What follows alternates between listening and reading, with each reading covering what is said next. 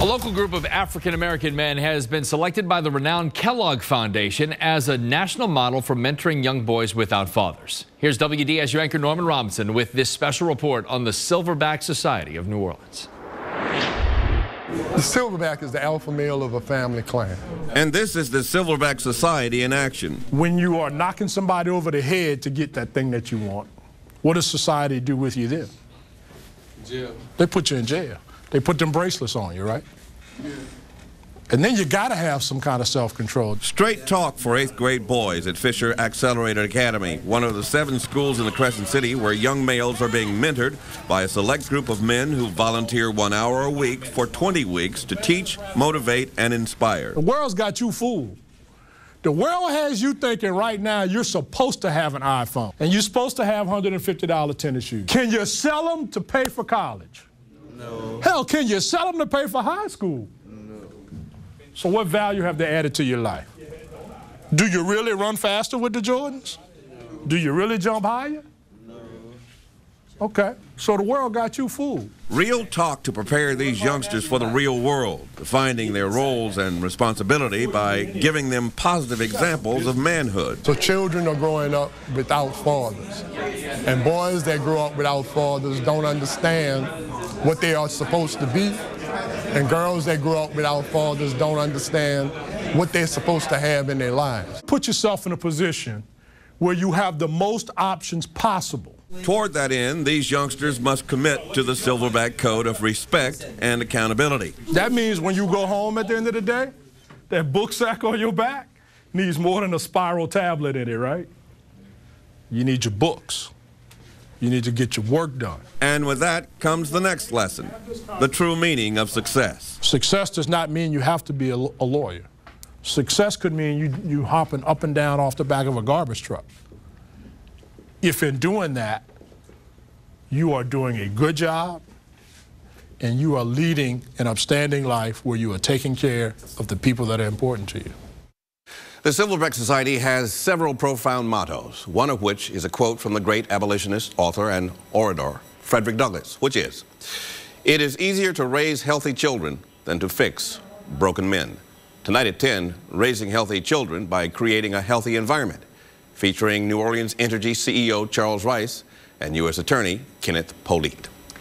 So, Norman, what makes this mentoring program different than other mentoring programs like it? Because these young boys are charged with the responsibility of mentoring their junior classmates, teaching them, tutoring them, and leading by example. And in doing so, they establish a network citywide, which is changing an entire culture and generation. The Silverback Society is a nationally recognized local group of African-American men with a mission to mentor young boys without fathers. Tonight, WDSU anchor Norman Robinson continues his special report with a look at the success of the program currently underway in 7 New Orleans middle schools.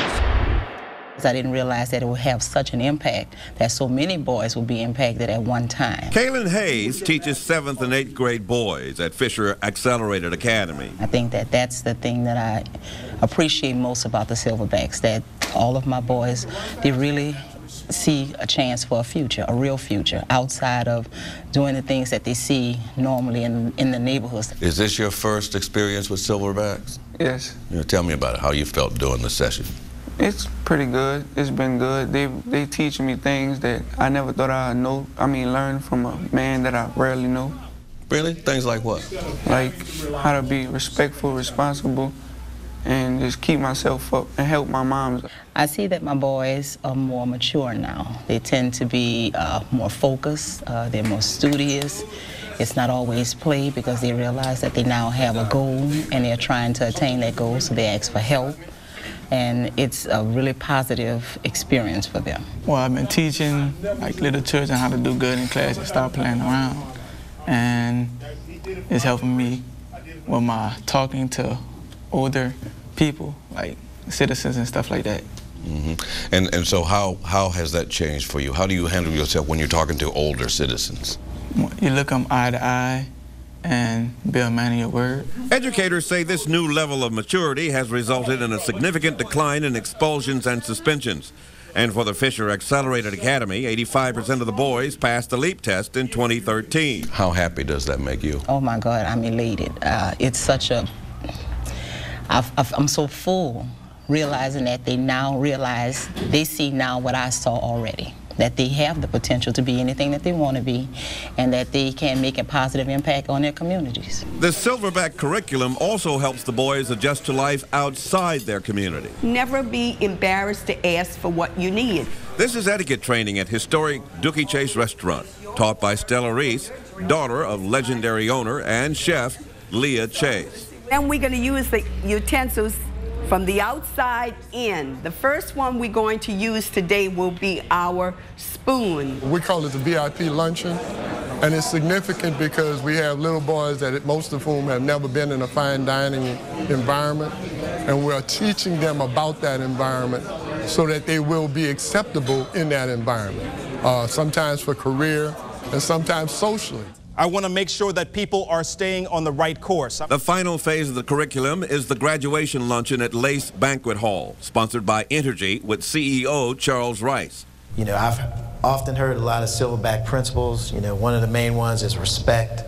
I think that's probably the most important one, because if you don't give respect, you're not going to get respect. The keynote speaker and top role model for the event, U.S. Attorney Kenneth Polite, top federal law enforcement officer for Southeast Louisiana. Think about who your friends are. Are these individuals who are pushing you in the right directions? Are they helping you reach your goals in life? Are they inspiring you? Are they motivating you to be the best person that you are capable of being? Most boys found his message inspiring, especially his story about coming from humble beginnings.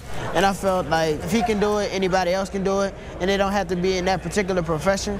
I think it was very motivational, and it helped a lot of people to see that even if they're in a bad predicament right now, that through hard work and perseverance that you could get over it. In a nutshell, that's the point of the 20-week session. Executive Director Lloyd Dennis uses what he calls the rope lifeline to make the point. And it seals the deal. 100 inches long, with the first 25 inches signifying the plight of men who failed to prepare themselves during the first 25 years of their lives.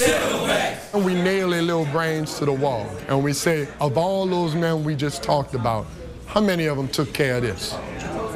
How many of them invested themselves in preparation? The room goes quiet.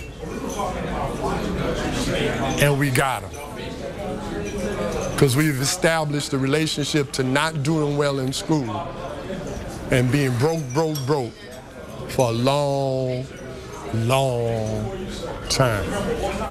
When the Silverback Society was founded 7 years ago by Lloyd Dennis and the late Pastor Arthur Wadsworth, there were only 4 schools in the program. Since being awarded a $300,000 grant by the Kellogg Foundation, the group has expanded to 7 schools with plans to eventually raise enough funds to establish curriculums in every school in New Orleans and every major city around the country. If you'd like to become a contributor or a Silverback mentor, click on WDSU.com to link up to the Silverback webpage. Scott? So, Norman, can this program stand the test of time? Will it last? That's the million-dollar question. It seems so with the backing of national organizations like the Kellogg Foundation. But the question is, will other foundations come through to help fund the program? The funding is the problem.